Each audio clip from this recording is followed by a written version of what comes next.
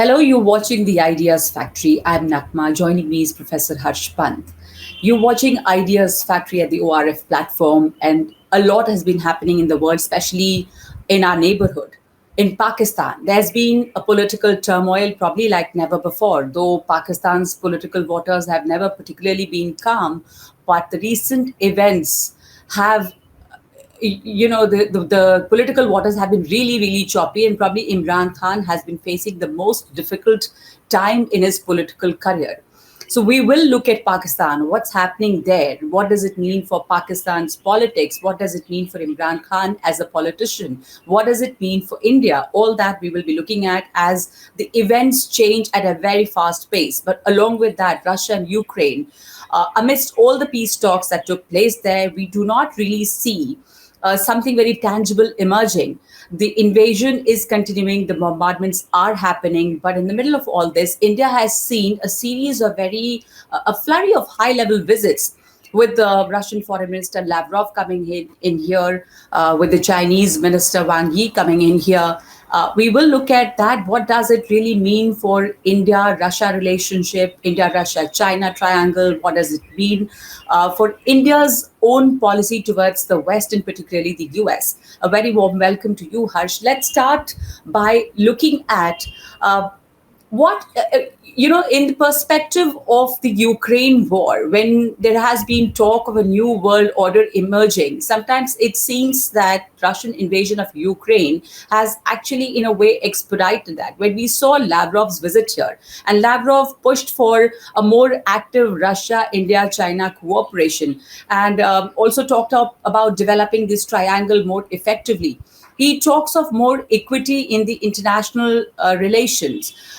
Do you see that this push for equity has actually led to a change in the current situation? How has this invasion of Ukraine, in a way, pushed for more equity in the international order?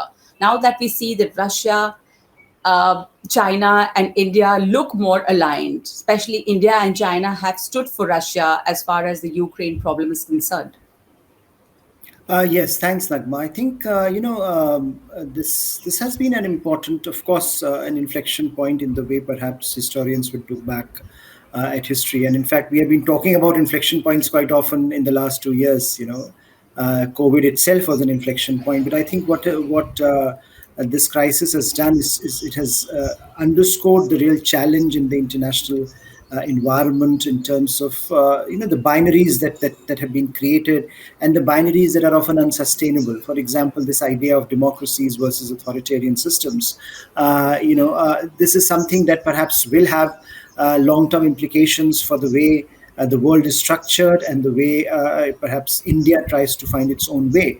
And if you look at India's position, India has taken I would say a very nuanced position in some ways, because the idea that that India would side with either side has also been put by the wayside. India has been very categorical that all stakeholders in this conflict should follow some basic principles. UN Charter, international law, territorial integrity and sovereignty should be at the heart of any approach to international relations. At the same time, India has made it very clear that unlike the West, it does not see it does not see itself either isolating, marginalizing, or sanctioning Russia. So I think the way India has positioned itself has been quite distinct from the West, but also I would say slightly distinct from China. Because India's language has been more about norms and principles, and recognizing well that those norms and principles are often also espoused in the context of the Indo-Pacific. So when Mr. Lavrov talks of Russia, China, and India coming together, I remain still a bit skeptical how far that would go, given India's contradictions with China, and also Mr. Wang Yi's visit to India, which has also been riddled with quite absurdities. There was no Chinese did not want to publicize it. It seemed that Mr. Wang Yi came to India without any preparation. In fact, his statement just before in Pakistan was aimed directly at India on Kashmir. Quite unfortunate in some ways, because if the idea is to align India with China on the larger issues of global convergence, then this is not the best way to start. And I think the message from India was equally categorical, that it is not going anywhere. So I think the visit was actually a dud in more ways than one by Mr. Wangi to India. But I think Mr. Lavrov's attempt to do that, perhaps it suits Russia, but whether it suits India, I think that still is an open question. What I think this crisis has exposed or has underscored is that India is in an interesting position. India can, and I would expect India will demand concessions from both sides. You can, yeah, because you see, we are looking. Indians have talked about discounted oil, and India has been unabashed saying that, look, if Europeans can buy it, and if India's political economy demands it, then we will buy discounted oil from wherever we will get, given the challenges that we are facing in our energy security. Similarly, I think this is an important moment for India to push Russia on the China question. That what can Russia do for India on China?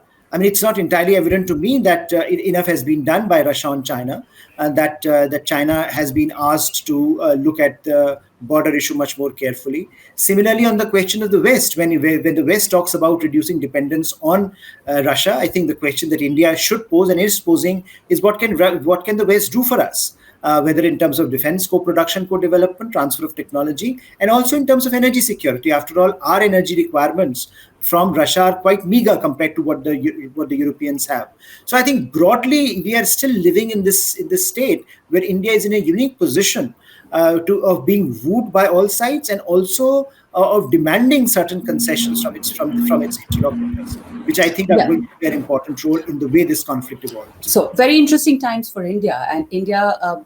It can probably or should ask for concession from both sides. And very interestingly, you pointed out how even though the Chinese Minister, Mr. Wang Yi, visited India, before that he made a very absurd comment about Kashmir in Pakistan, but then he comes here, and this visit was kept very low profile by both the sides, but yet it was high profile because there was this visit happening after a long time in the middle of all this turmoil around the world. Do you see any change in China's position vis-a-vis India, or an attempt here to change China's outlook towards how it's going to deal with India? Do you see also a more what Russia pointed out, a more equitable international order that has been pushed due to this invasion of Ukraine by Russia? Well, on the China question, certainly I don't see any change. I mean, if this was an opportunity that Beijing wanted to explore with India, given what is happening in Ukraine, a realignment, if you will, between among India, China, and Russia, then I think the way this visit was conceived was from the very beginning faulty. And I think there was no attempt also that was made, it seemed, to reassure India. So you see, when I think the press conference by Dr. Jaishankar, and I think again that was quite unusual, because you usually don't have foreign ministers coming out and explaining to the press what went on. But in this particular case, as you point out, this was a very important visit in more ways than one, because it was happening after 2 year hiatus, and also after all the kerfuffle along the border that India and China still face. Both sides are mobilized, and so for Dr. Jaishankar to come and make it very explicit that our relationship remains abnormal, and that's the term he used, that these are not normal times, and therefore one would have thought that if Wang Yi was to visit India, perhaps greater thought could have gone into how this visit was structured. Perhaps some of the issues could have been raised in a manner that would allow some kind of a convergence at the global level to be explored into the bilateral level. But that did not come across. So I think that the visit itself was not fruitful at all, and in fact has further perhaps hardened positions, at least from the Indian perspective, it seems. But what Mr. Lavrov was suggesting, and perhaps that's where there is an opportunity, that there might be an opportunity for India to push that, if it's a question of equity, if it's a question of an equitable international environment, then it is also important for Russia, for our Russian friends, to understand that India has been steadfast with Russia when it comes to Ukraine, so far at least. But we have not Yes. seen the same reciprocity when it comes to Russia in the Indo-Pacific. You would recall it is the same Mr. Lavrov who came to India and lectured India on the Indo-Pacific and Quad. Yes, So I think absolutely. there's, that cannot continue. I mean, someone has to give, something has to give. And so clearly, I think as far as India is concerned, there is a wider, global perspective on this issue. And India has taken a consistent stand now that certain kinds of normative principles will have to be at the heart of international relations if that equity question is to be addressed. So that equity question cannot be different in the Indo-Pacific and it cannot be different in the Eurasian context. And I think India has made it very clear that it believes that both all stakeholders, whether they are in the Indo-Pacific, whether they are in Eurasia, have to follow those same normative principles. But I'm afraid that message is yet to come out from Russia, let alone China. So I know. So the convergence that we are talking about at the global level with Russia and China on the larger global paradigm, I think we are a bit far off from that. I think where we are at the moment is that all sides are trying to understand the consequences of the Ukraine crisis, and Russia, of course, would want in an ideal world to have India and China supporting Russia on this question. But I think India will be able to go only so far if the larger questions of equity at the global level are not addressed, and in particular in the Indo-Pacific. So there has to be reciprocity on those fronts, of course, that India would expect. And, definitely India has been under a lot of pressure. And when you mention Quad, one cannot forget that there has been a lot of pressure from the Quad members on India. In fact, there has been comment from the US calling India's approach very disappointing as well. But India has had to do a very tough balancing act. But how does this affect, if at all, India's policy with India's relation with the West and particularly the US? I think there is a fair degree. It seems there seems to be growing understanding of India's position, and if you recall, despite India taking a different position, as you mentioned in the Quad on Ukraine, relations with both Japan and Australia have continued to grow.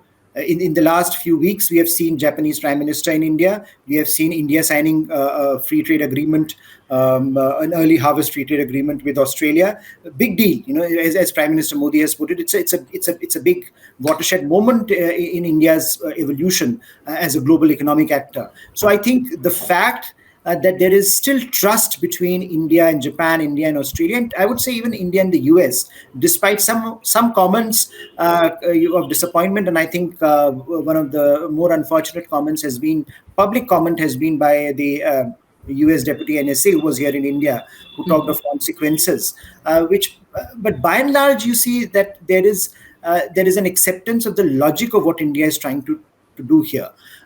Because I think, much as the Europeans are saying that they would take years, if not months, to get their energy security in order, reducing their dependence on Russia, when it comes to defense dependence, it takes decades for any nation to sort it out. So I think, with as far as India-Russia relationship is concerned, given the operational realities that India faces, I don't see any possibility of that change happening anytime soon, given where we are. Of course, it has raised some difficult questions for India. I think it will give push to greater self-reliance as far as Indian defense production is concerned. But I think it has also raised this question of if the West really wants us to reduce our dependence on Russia, then what is it that West is willing to offer? Can the West match the kind of technology transfers that Russians are giving to India? Can the West match some of the deals that we are getting from Russia? So I think it has raised those fundamental questions, and I don't think that there is any shying away from that. For India, I think that's why I said this is a moment where India should be much more categorical about its desire that it is in the market for the best bargain. And I think both Indian Foreign Minister and Indian Finance Minister have said that national interest will guide us whether we buy oil from Russia or not, whether we get defense equipment from Russia or not. And in that same spirit, we should be guided in our relationships with the West. And I think the fact that Quad or the members of the Quad have continued to engage despite the differences on Ukraine underscores not only the role that Quad continues to play in regional imagination, but also the relationship that India has forged bilaterally, trilaterally, and quadrilaterally with Quad partners. Yes, and the Russian foreign minister's visit to China, to India, to Turkey, and all the sanctions that Russia is facing from the West. In the middle of all these sanctions, Russian foreign minister visiting these countries, has it been able to, or has he been able to achieve what he aimed at? If you look at the oil deal with India, to mitigate the effects of the sanctions. And for one, surely it has shown that Russia is not as isolated on the world stage, in the scheme of things. Because India, China, Brazil, South Africa, they do not see this Ukraine issue in the same light as the West does. So it has also brought that on the forefront. Yes, absolutely. And I think, in some ways, this is also a moment of reckoning for the West and for Europe in particular, that Europe today is not at the heart of global geostrategy. And I think, much as if you can go back to the phases, in the 19th century and 20th century, early 20th century, that would have been the case. If something is happening at the heart of Europe, it would inevitably have global consequences. Today, something is happening, it will have global consequences, but not in the way that perhaps West is expecting it to. So I think there are going to be differences in the way countries are going to approach this question. And given the inherent multipolarity in the system, in the international order, I think the West will have to reckon with the fact that there are other power centers in the world that will view this issue through the prism of their own interest, of their own national interest, much as the West is doing it. It's not as if, forget all about international law and international legal niceties. West is taking this position because that's what serves its national interest. There are no big moral issues here at stake. What is at stake here is primarily for the West to figure out a security architecture in Europe which is sustainable.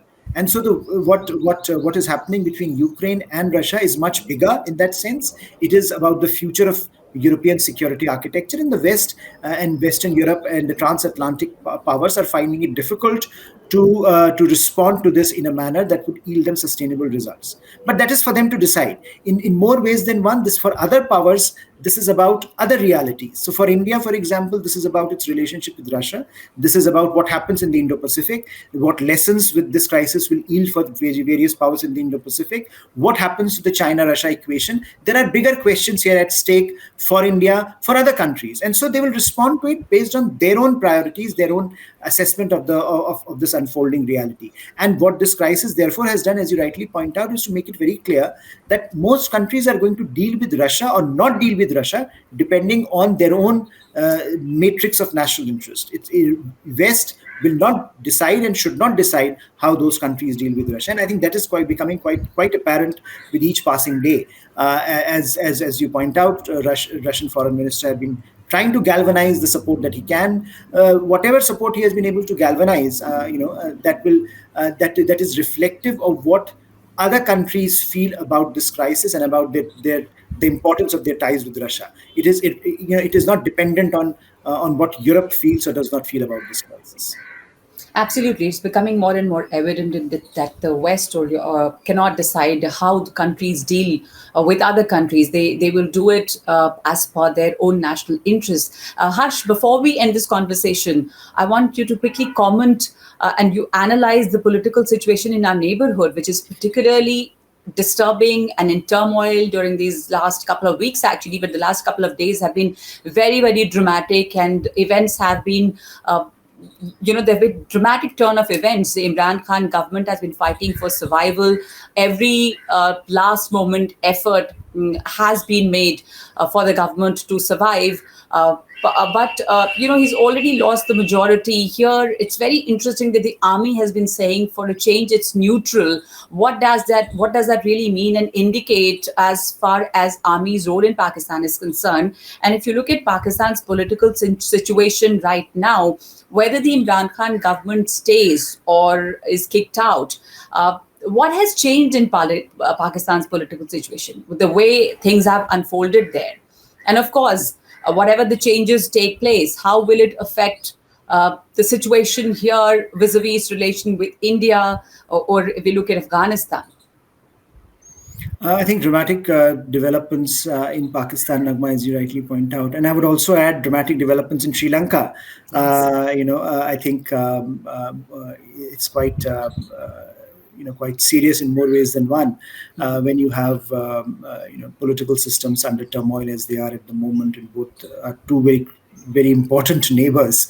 But in Pakistan, of course, we are looking at something very interesting, because traditionally you would have expected army to come out and take a side, and that would have resolved the matter. Here, it seems that the army is not at least trying not to take an active role in the process of this change. I think they are giving a lot of space to the political parties and how they interact with each other. And in the process, I think Mr. Imran Khan has taken it upon himself to remain relevant. I think he's playing not only for this innings, but a post defeat inning as well, where he wants to put his stamp, not as a selected prime minister, but perhaps as one that can be elected on his own terms if and when the next elections happen. So I think his own approach to this crisis has been to present himself as a credible alternative that is not only that not only continues to talk about establishment versus non-establishment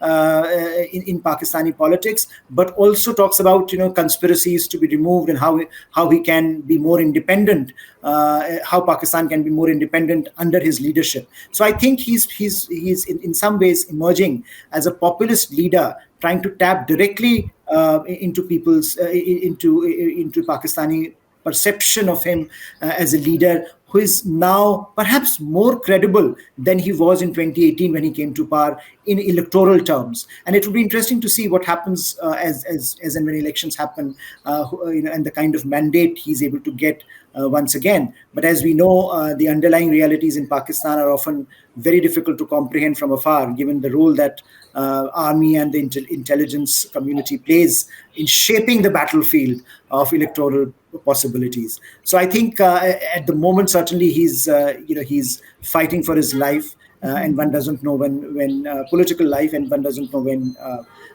what turn those events might take. But I think what this crisis has once again underscored for the long term is that Pakistani democracy, Pakistani democratic institutions remain very vulnerable to all kinds of challenges, both from within and without. And that's not good news for a country like India that has been hoping for a very long time to have a sustainable partner in Pakistan. Because the Yeah. question that is often asked in India is, who do you talk to? Even if you want to talk, who do you talk to? And I think this crisis has once again revealed the underlying challenges that India faces in managing its relationship with Pakistan. Yes, but in a way, like you said, Imran Khan is emerging, or is trying to emerge as a more as a popular leader, and probably might seek elections, and it has tried to actually remove the tag of the chosen one by the army. So he's been a bit successful there. So we have to wait and see how things shape up in Pakistan. But definitely, when Imran Khan made that appeal to the nation, he pandered also to the Islamists, to the radicals, and blamed America squarely for everything that's wrong with America and with Pakistan and the earlier leaders, be it Musharraf or Nawaz Sharif.